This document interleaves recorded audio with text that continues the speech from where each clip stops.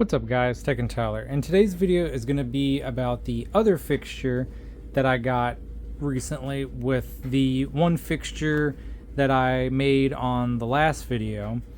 As I mentioned in the other video, the other one that I got was a GE branded one, possibly a ballast kit one of a older, first generation or something like that type light.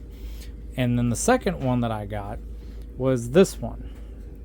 This one is a Line Materials branded one, and if this type of fixture looks a little familiar, it is because I have another one just like this one that I got from up the road from the house I grew up in. So this fixture is basically the exact same thing as that one, so I'm expecting it's sometime from the 60s, I believe. And this one, like I said, came with the other one. And this one also has a glass lens as well that it came with. And I forgot to mention also and show the lens for the other one, so I'll show that as well. I think they're both Line Materials brand.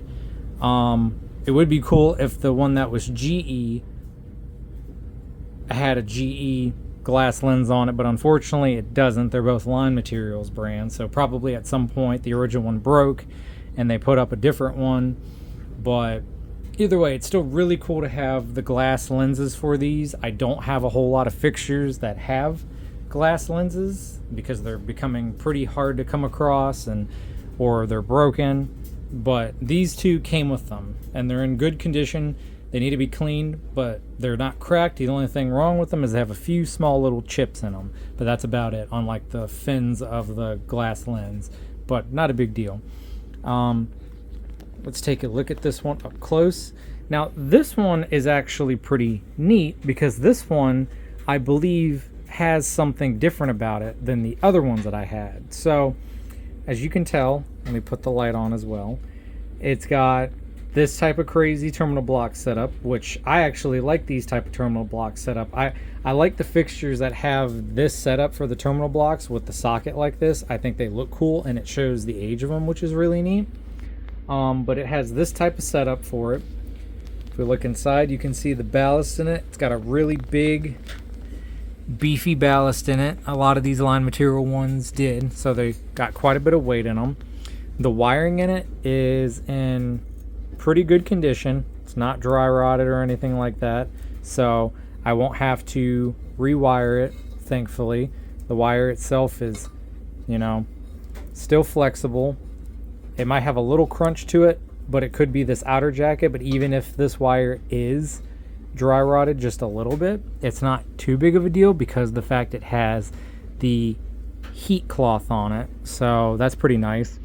Unfortunately, when he was taking it down, this broke. That one of the terminals snapped off of the ceramic, porcelain, whatever base for the terminals. So I'm going to have to see about getting this unstuck and oil it and then gluing this back on there. But luckily the wire and everything is, like I said, in good shape still, so that's good. If we look on the top, there's the Line Materials badge, and if we look on the top of that, you can see the photocell socket, which is in good shape. Nothing's broken on it, nothing's cracked. All good there, which is nice. But the one feature about this one that's interesting than I think the other one is this, the bracket for the arm assembly. It's a double-sided one, so you can put it on the, I believe this is an 1.25 inches or 1.5 inches arm. I can't remember. I think it's 1.25 inches.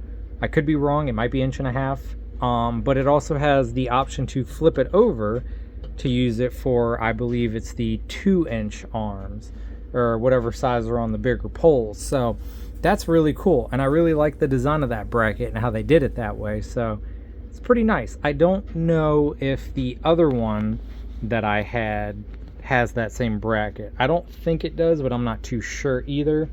I have it currently, I think, taken apart because I was trying to distinguish between two fixtures I had, because one of the lights that I got recently that's one of these sort of line material ones, the ones that have the let me turn the light off, that have this back slip for the arm, that have this style where it's got the flat spots that have a spot for what says a level on it. I have another one just like that, except that one's going back to the person that I got it from, because they didn't realize when they gave it to me that it was 100 watt, and so they want that one back to go in their collection because they have two other fixtures like this, one of them being a 175 watt like this, and they also found one of these type fixtures that is a 250 watt, which I think is wild. I didn't even know that they made fixtures like these NEMA heads that are 250, except for I know they did it for high pressure sodium, but I don't know, never knew they really did it for the mercury vapors. And it's also possible too that this ballast could be a 250, and I don't know it. I'd have to open it up and look at what the stamp says. But the other one was 100, so now I have 100 and a 200. I have two 175 watt fixtures, so now that'd be cool to find a 200, or if this is a 200, I gotta check and see. I know it powers the 175 watt bulbs fine. And like I said, I can't remember if the one bulb was blown out due to a fault, or maybe it could be because this ballast is a 250 and it was overpowering it. I'm not too sure. I'd have to check and see. But if we take a look down here, excuse the mess, I've been cleaning like always. Here's the other fixture, the GE one. Here's the photocell on the top. It's a Leviton one that comes on these that I like. And then here is the glass lens for this one, for this GE one. If I take the fixture off the arm here, which it is pretty heavy, and I got to do this one-handed. If I take this off and we take a look at it, like I said, it's quite dirty, but it is a glass one. I forgot this one does have a crack in it, but it's not too big of a deal. But if we look at it, you can see it says LM, so this is a Line Materials one. It's got the really thick glass on it like they do, but yeah, it's overall it's in really good condition, besides like a few chips here and there and that crack that I forgot about. But this is the one that the GE fixture came with. So now if we take a look at the other one, the one that actually came with the Line Materials fixture, this one is a little bit cleaner for the metal refractor part, reflector, however you want to, whatever you want to call it. And then same stamp on this one, the LM stamp. This one is in better condition for the glass. This one does have a chip right here, and I can feel it on the back half here. This might have been from when it was in the truck and he was moving it around, and it does have a couple spots like right there where it's chipped. But overall, still in really good condition, still thick glass, but you can see that chip there is a little bit bigger, but I'm not too worried about that. Adds character, shows its age.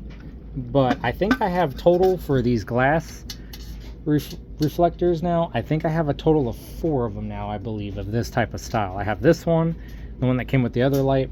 I have another one off to the side here with a bunch of stuff on it that came with the one from up the road, and then I think I have maybe one more possibly on another fixture somewhere else, but I'm not too sure. I can't really remember. But yeah, this one though is in perfect working order, besides, you know, the connection dangling here. But I'm gonna fix that at some point. But I'm gonna get the bypass socket on it, a bulb in it, get it hooked up to power, and we'll get to test it and check it out. And like I said, I don't know if this one was loud. This one might be the loud one compared to the other one, or the other one was the loud one, so I'm not too sure. So we'll find out together, but I will be right back in a second. Alrighty, so now we have the bulb in it and the bypass cap, and I have it all hooked up. The bulb in this one that I put in here is not one that came with it, because the one bulb, like I said, that came with these two fixtures was shot, unfortunately. So The bulb that I have in it is an older Osram bulb that came with a DIY light that you buy at the hardware store and install it yourself type of one. So let's get to plugging this in. Okay, yeah, this is the loud one then. This one's the one that's loud compared to the other one. The other one's way quieter than this one. This one's pretty loud, but still not as loud as some of the fixtures I've shown, like that one I got from up the road. That one was definitely loud. But yeah, this bulb came out of a fixture I got working at a place. Lady had it and she kind of wanted to get rid of it, so I took it down for her and I kept it. The ballast in that one too is louder than this one actually, but it's one of those, like I said, store-bought hardware store ones. I usually don't keep those ones. I know I might have a couple people who's into this type of stuff be mad at me for this, but I typically, when I get them, because they're cheap, I gut them. I take the assemblies out of them and the photocell sockets, and I keep those and everything, but I throw the housing and everything away just because I'm not a fan of those fixtures as much, and I can use those parts to fix lights like these. And I had so many of them, I had to get rid of them, so I took the parts out and threw the housings and the reflectors away, except for the small 10 to 9 inch ones, or however size it is. I kept those because those can be useful for other types of fixtures that need that size, that are broken, for older lights. Like I like to keep the weird, obscure hardware store ones, like one I have on the ground here that's a 70 watt high pressure sodium Regent fixture that's made out of that weird fiberglass plastic, and that takes one of those smaller housings, but the one that it has with it is I think it's got a pretty bad crack in it, so I'm going to use one of the other ones on it to fix it and replace it. But yeah, as I've been talking, this has been warming up pretty fast, but I'm going to let it get to full brightness and I'll bring you right back. Alrighty, we are now back and the fixture has gotten to full brightness now, so I'm going to shut out the light.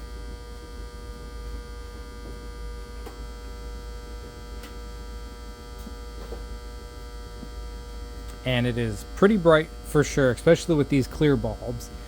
If I angle the light down, you can see it lights up everything there pretty good. At the ceiling, pretty decent, and I'm going to do off to the side, get the camera to kind of brighten up a little bit. There we go. So yeah, this fixture works phenomenally, no problems like the other one. Warms up the bulbs quick, gets nice and bright. So I'm happy with this fixture too, and as it's warmed up, it's gotten a little bit quieter, not too quiet, but overall, good fixture, good quality. I'm happy to have it. Just like every other fixture I get. Also, in the other video, excuse that popping noise that you hear when I turn the lights on. I have an old, over here on my cabinet, 70s era realistic branded amp, and it doesn't like it when I turn the preheat fixtures on and down here, and it makes the interference sound with it. Because like I said, I'm testing all these tapes over here and fixing these and playing them and listening to music while I work on this stuff. But I'm going to go ahead and unplug the fixture. And another fixture that is immaculate, no problems, just a little TLC, and it's all good to go straight into the collection. So that is the second fixture I got with the first one, and stay tuned because I do have a bunch more fixtures that I got also to show as well. Some pretty neat ones and some pretty rare ones, I'd say, as well. Not too common. So stick around for those. Stick around for those. Stay tuned for it, and keep an eye out for stuff that I finally get to make videos on, as long as I get the time to. And with that, see you in the next one, and thank you.